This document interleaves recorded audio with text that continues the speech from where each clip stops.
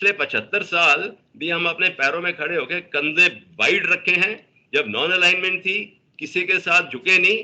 तो अभी जब हम पावरफुल बन गए हैं, इकोनॉमी पावरफुल बन गई है, तो मैं समझता हूँ हमारे कंधे और चौड़े होंगे, छाती और बाहर निकलेगी।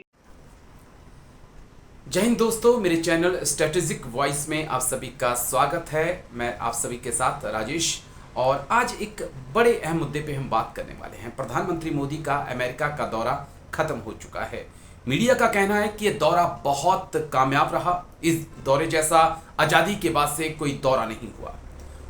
लेकिन क्या वाकई में ऐसा है? और वो कौन कौन सी डील हैं जो प्रधानमंत्री मोदी अमेरिका से करके आए हैं? और क्या अमेरिका वाकई में भारत को एक अलाई, एक दोस्त के रूप में ले रहा है, या बाजार के रूप में तो नहीं ले रहा है? इसको समझने तो की दोस्तों, कोशिश जो करेंगे। भारत अमेरिका में प्रमुख डिफेंस समझौते एक्सपर्ट्स, हुए हैं मेजर उसमें जनरल गुजरात एस में वी पी सिंह सर हमारे सेमीकंडक्टर साथ या जुड़ेंगे। चिप्स का प्लांट उनसे भी लगेगा। बातचीत करेंगे, लेकिन पहले भारतीय ग्राफिक्स के रेलवे लिए ने मैं आपको अहम जानकारी करार दे किया दूं है। कि अमेरिका में अकॉर्ड भारत समझौता और हुआ है, अमेरिका के बीच यानी क्या कि कुछ नासा डील और इसरो मिलकर काम करेंगे। फाइटर जेट के लिए GE-404 इंजन भारत में बनेगा।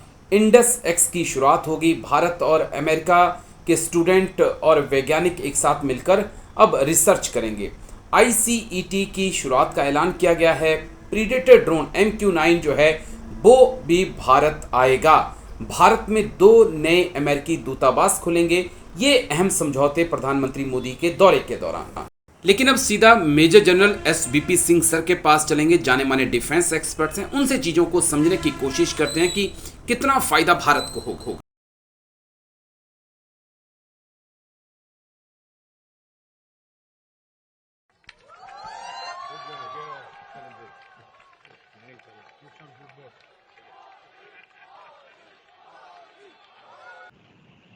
सर जय हिंद। Major general SVP Singh sir, बहुत बहुत शुक्रिया, थैंक यू एक बार फिर से हमारे साथ जुड़ने के लिए, समय देने के लिए सर, थैंक यू सर। जय हिंद राजेश। सर, प्रधानमंत्री मोदी का अमेरिका का दौरा खत्म हो चुका है, और जिस प्रकार से पीएम मोदी का स्वागत किया, जिस प्रकार से वहां पर प्रधानमंत्री मोदी और जो बाइडेन के बीच में केमिस्ट्री देखने को मिली, वो काबिले तारीफ है। लेकिन आज मैं समझना चाहता हूं कि ये जो दौरा था, इसका अगर हम निचोड़ निकालें तो भारत को क्या मिला, डिफेंस के लिहाज से भी और एम्प्लॉयमेंट के लिहाज से भी। कई अहम समझौते हुए हैं सर। उसमें चाहे चिप की बात करें हम, चाहे ICET की बात करें, GE-414 की बात करें, आर्टिमिस की बात करें, MQ-9 की बात करें, तो शुरुआत में चिप्स के साथ करना चाहूंगा सर, क्योंकि चिप्स बहुत चर्चा में है जब से चीन और ताइवान का तनाव चल रहा है। किस प्रकार से इस समझौते को आप देखते हैं कि आने वाले वक्त में भारत के अंदर ही चिप्स का निर्माण किया जाएगा? देखो, चिप्स का एक बहुत आवश्यक रिक्वायरमेंट, ज़रूरत महसूस हुई है विश्व जी। में, खास करके कोविड और उसके बाद रूस यूक्रेन लड़ाई के दौरान। और रूस यूक्रेन की लड़ाई के दौरान में इतना है कि रूस को काफ़ी मुश्किलातें पड़ गई, बिकॉज सैंक्शंस करके चिप्स नहीं मिल रहे। Chips almost all machinery electronic items का एक हिस्सा है, एसेंशियल पुर्जा है। बेशक गाड़ियाँ हो जाएं, IT हो जाए, टेलीकम्युनिकेशन एंड ऑल नीड्स। आपने एक बारी कवर किया था अवन तक। तो अगर ये है तो भारत को भी बहुत ज़रूरत है, क्योंकि हमारे को कोविड ने सिखाया है सेल्फ सफिशिएंसी और सेल्फ डिपेंडेंस बहुत आवश्यक है। और डिपेंडेंसी दूसरों देशों पे कम करनी है, खास करके चीन के ऊपर। तो इसको मद्देनजर रखते हुए हमारी भी सरकार ने एक प्रोग्राम बनाया था कि जिसमें उन्होंने 76,000 करोड़ रुपए आउटले में डाले थे कि हम आगे बढ़ेंगे। ताइवान के साथ भी हमारी बातचीत चल रही है। अभी यूएस के साथ भी किया है कि यूएस में 4-5 ऐसी कंपनियां हैं जो कि काफ़ी हद तक ये आगे बढ़ा रही हैं सेमीकंडक्टर्स और चिप्स का काम। इसमें इसके साथ अभी हमारी एग्रीमेंट हुई है माइक्रॉन के साथ, एक फॉक्सकॉन भी है। तो माइक्रॉन के साथ हमारी एग्रीमेंट हुई है, जिसके CEO एक मिस्टर मल्होत्रा हैं, जो कि अमेरिकन इंडियन है। और 2.7 बिलियन डॉलर की ये एग्रीमेंट है, जिसमें 30% माइक्रॉन फंड करेगा, 30% 50% हमारी भारत सरकार करेगी और 20% गुजरात की सरकार करेगी। और इसमें इंसेंटिव्स भी डालेंगे। ये जो 20% है इसमें इंसेंटिव्स भी कैटर किए गए हैं और ये गुजरात में सेटअप होगी सनंद इंडस्ट्रियल पार्क में। तो इसमें क्या है कि इस समय ये जो अग्रीमेंट है इस समय वो पैकेजिंग करेंगे चिप्स का, आने वाले समय में मॉड्यूल्स भी बनाएंगे। और देखो ये सेमीकंडक्टर और चिप्स भी एक विश्व में एक कंपटीशन चल रही है इस समय। एशिया में मलेशिया भी काफी आगे इसमें बढ़ा हुआ है, उसने भी कुछ अमेरिकन कंपनियों के साथ इन्वेस्टमेंट और कोऑपरेशन आरंभ की हुई है। तो भारत के लिए बहुत बड़ा फोर्स मल्टीप्लायर रहेगा। और ये भी मैं बताऊंगा कि सेमीकंडक्टर चिप्स का होता है ना, समुद्र तट जो है यहाँ पे नियर द सीज, उसमें रिक्वायरमेंट बढ़ जाती है क्योंकि सैंड जो रेत है एक बहुत एसेंशियल इंग्रेडिएंट है। तो इतना मैं बताता हूँ और बहुत आगे ये कोलैबोरेशन हमारी जा सकती है इस फील्ड के अंदर। ठीक है सर, बहुत अहम है चिप्स का निर्माण, क्योंकि आपने कहा कि फाइटर जेट की बात हो, फ्रिज की बात हो, ओवन की बात हो, तमाम चीजों में चिप्स का यूज होता है, एक किस्म की मेमोरी है ये। लेकिन मैं आगे बढ़ूंगा क्योंकि बहुत सारे चीजें हैं, बहुत सारे समझौते हैं जो हुए हैं इस दौरान। GE414 इंजन का निर्माण भारत में होगा, ट्रांसफर ऑफ टेक्नोलॉजी होगी। क्या प्रधानमंत्री मोदी के अमेरिका दौरे की सबसे बड़ी कामयाबी इसे माना जाए या कुछ और? देखिए जितनी भी अग्रीमेंट्स हुई हैं इस समय, मैं समझता हूँ वो कामयाबी के रोड पे है, उस पथ के ऊपर है। आगे कोऑपरेशन और कोलैबोरेशन बढ़ेगी। हुआ इंजन विश्व में इस समय है, हाईएस्ट टेक्नोलॉजी प्रोवाइड कर रहा है। सिर्फ 4 देशों के पास ये है, अमेरिका, रूस, फ्रांस और यूनाइटेड किंगडम।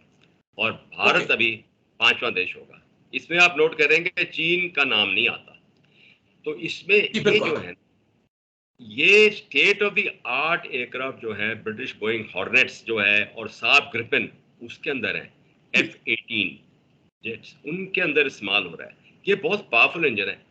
इससे पहले हमारे पास F404 इंजन थे जो कि हमारी तेजाज मार्क 1 और मार्क 1A में इस्तेमाल हुए हैं। उससे ये करीबन वो 78 kH था, ये 98 kH है जितना मुझे याद है, पावर इंजन का।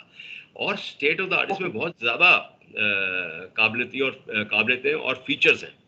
अभी ये जब हमारे पास आएगा, एक टेक्नोलॉजी ट्रांसफ़र है जो कि HAL और जनरल इलेक्ट्रॉनिक्स अमेरिका की, वो उन्होंने हाथ मिलाया है इस एग्रीमेंट के अंदर और इंडिया में ये मैन्युफैक्चर होगा।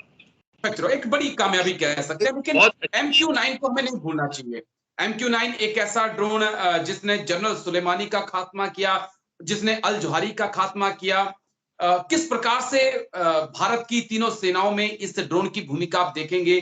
क्योंकि बड़ा अहम सवाल यह है कि पाकिस्तान के पास भी TV-2 ड्रोन जैसा ड्रोन आ चुका है जो इससे सस्ता भी है और मुकाबले का भी है। सर देखिए, वॉरफेयर में एक देश बनाएगा, कुछ दूसरा देश बनाएगा, वो तो चलता रहेगा। बट इस समय MQ-9 भी रीपर, जिसको हंटर किलर भी कहते हैं, सबसे कामयाब, सबसे कारगर और घातक ड्रोन है। इसमें काबिलियतें जो हैं ISR, इंटेलिजेंस, सर्वेलेंस, रिकॉग्निशंस मिलता है आपको। ये आर्मामेंट भी प्रोवाइड करता है, air to air, air to ground, जैसे कि हेलफायर मिसाइल्स हमारे पास आएंगी इसके अंदर। और 31 ड्रोन्स मिल रही हैं, इसमें से 15 इंडियन नेवी के लिए हैं और 8 आर्मी और एयरफोर्स में जाएंगी। और वो सी गार्डियन जो है उसके अंदर नेवी के लिए, उसके अंदर मैरीटाइम, सर्वेलेंस, रिकॉग्निशंस और एंटी सबमरीन वॉरफेयर रोल भी है। तो बहुत ज़्यादा काबिलियत बढ़ेगी। इसकी एंडोरेंस 27 घंटे है, इसकी सीलिंग हाइट 50,000 फुट है और टर्न रेडियस का 2000 किलोमीटर है। तो अगर हम इसका मैंने जैसे समुद्रों में किया है, तो हमारे को मलाक्का स्टेट्स एंड बियॉन्ड उस साइड में गुआम एरिया में पूरी काबिलियत मिलती है कि हम सर्विलेंस वहाँ पे पैदा रखें, हाजिर रखें। ठीक है। ऐसे ही हम पहाड़ों में देखें, लेकिन 50,000 फुट की जो सीलिंग है इसकी ओके और एंडोरेंस है और रेंज, तो अगर हम देखें तिब्बत और जिनजियांग ये एरिया कवर हो जाते हैं। तो बहुत घातक नजरों के साथ चीन में हम अपनी नजराना डालेंगे अब। ओके, ये बड़ा अहम पॉइंट आपने कवर किया है। लेकिन अब एक अहम पॉइंट जो बड़ा इंटरेस्टिंग था कि 2024 में एक भारतीय जो है ISS इंटरनेशनल स्पेस स्टेशन पे जाएगा। किस प्रकार से इस अचीवमेंट को आप देख रहे हैं, और साथ ही में नासा और इसरो जो है अब मिलकर काम करेंगे, ये कितनी बड़ी अचीवमेंट है सर? ये step forward, major steps forward कह लो, ज्योमेट्रिकल प्रोग्रेशन में कह दो। देखिए, सबसे पहले मैं बताऊंगा कि स्पेस रिसर्च में भारत अपने कदमों पे, अपने पैरों पे काफी आगे बढ़ गया है खुद, और इंडिपेंडेंस और साइंटिफिक रिसर्च बहुत काबिल तारीफ रहा है हमारा। हमने भी मून में लैंड किया, सक्सेस बेशक ना हो वो रोवर का, बट किसी देश, अमेरिका, रूस ने भी ऐसी काबिलियत पहली बारी नहीं अचीव की हुई। अभी ये जो है आर्टेमिस अकॉर्ड, ये अमेरिका ने 2017 में आरंभ किया था, और इस समय जो ये अग्रीमेंट हुई है इक्वाडोर को मिला के वो 26वां देश है, और हमारा 27 देश है हमारा 27th जो कि हिस्सेदार, और ये नॉन बाइंडिंग अग्रीमेंट है। पर इसमें हमें क्या काबिलियत मिलती है, स्पेस रिसर्च में हमें फायदा होगा, लूनर मॉडल्स और लूनर जो डेटा है वो हमें प्राप्त करने की काबिलियत मिलेगी, जॉइंट स्पेस रिसर्च में काबिलियत मिलेगी, और जैसे आपने बताया कि इंटरनेशनल स्पेस स्टेशन के ऊपर अगले साल 2025 तक हमारा एस्ट्रोनॉट जाएगा साथ में। ये देखो जो प्रोग्राम है, ये चंद्रमा, मार्स एंड बियॉन्ड का प्रोग्राम अमेरिका ने रखा हुआ है। तो एक बहुत और पीसफुल, शांतिपूर्वक पीस एंड एडवांसमेंट के लिए है, ह्यूमन बीइंग्स के मतलब इंसानियत को कैसे प्रोग्रेस करना है। और वहां तक है इसका प्रोग्राम कि अगर इंसान ने वहां पे जाके रहना है, जो कि हम हैबिटेशन बोलते हैं, अगर वहां पे होनी है चंद्रमा में, तो ये सब साइंटिफिक रिसर्च इसका फायदा उठाएगा। और हमारे जो साइंटिस्ट हैं इनको बहुत बड़ी एक स्पेस और मिलेगी कि जिसमें वो अपना जो ऑलरेडी बहुत माहिर हैं आगे आगे बढ़े। यानी कि ये जो एग्रीमेंट है इससे दुनिया को बहुत फायदा होने वाला है। मेरा एक आखिरी पॉइंट सर, जो मैं बहुत अहम है, बहुत गंभीर पॉइंट है, क्या अमेरिका ने जो भारत के साथ ये समझौते किए हैं, भारत को एक बड़े बाजार के तौर पे अमेरिका देख रहा है कि आने वाले 2 से 3 दशकों तक भारत एक बड़ा बाजार होगा जहां पे वो अपना इन्वेस्टमेंट कर सकता है, अपने हथियार बेच सकता है, या फिर पर्दे के पीछे चीन को काउंटर करने का एक खेल है सर? देखिए राजेश, कई थ्योरीज, कई स्ट्रेटेजिस्ट हैं, वो अपना ओपिनियन एक्सप्रेस करेंगे, कई आशंका सामने लाएंगे। तो ये जो अग्रीमेंट्स और हमारा ये कदम बढ़े हैं, ये एकदम नहीं हुआ। करीबन क्लिंटन के समय जब वो राष्ट्रपति थे, उन्होंने एक इंडो यूएस फ्रेंडशिप की विजन फॉर 21st सेंचुरी पेश की थी, और उसी से ये कदम आगे बढ़ते रहे हैं।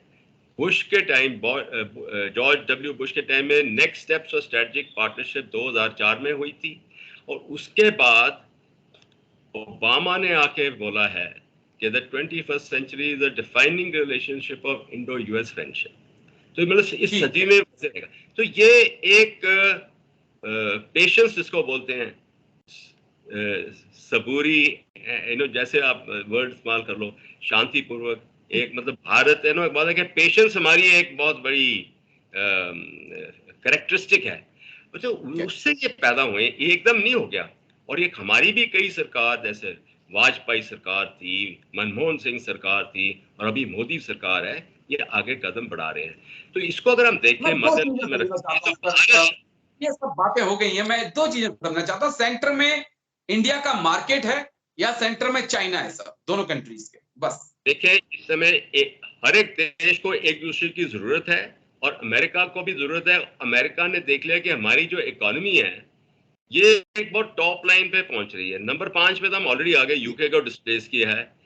स्टैनले मॉर्गन का जो सर्वे है 2027 में उन्होंने बोला है कि हम नंबर 3 इकोनॉमी हो जाएंगे विश्व में। प्रधानमंत्री ने अपने एड्रेस कांग्रेस, यूएस कांग्रेस को भी यही बोला है कि हम नंबर 3 के लिए आ गए। और 2027 कितना दूर है, सामने आ रहा है हमारे। हाँ, तो अगर ये है बिजनेस इकोनॉमी है, तो जो अमेरिका की बिजनेस हाउसेज हैं, बिजनेस लीडर्स हैं, वो समझते हैं कि इंडिया बहुत बड़ी मार्केट है, हम उसमें क्यों ना हिस्सेदार बने।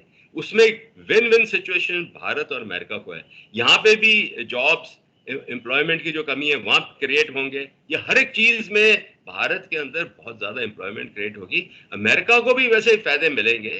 तो ये देखो, हम एक पपलू देश नहीं बन रहे, जो कुछ स्ट्रेटजिस्ट बोल रहे हैं कि पपलू देश नहीं बन रहे। और देश के लिए बहुत फख्र की बात है ये कि अमेरिका और भारत आगे बढ़ रहे हैं। और इसमें मैं बताना चाहता हूं कि रूस के साथ बेशक अपनी डिफेंस कॉर्पोरेशन, आर्मामेंट इंपोर्ट कम होगी, ये यूएसए करके नहीं हो रही। हम ऑलरेडी फ्रांस, इजराइल के साथ भी हमने हाथ बढ़ाया है कि करें। क्यों? एक टोकरी के अंदर सारे अंडे हमने डाल लेनी, तो वो भारत ने रियलाइज किया है।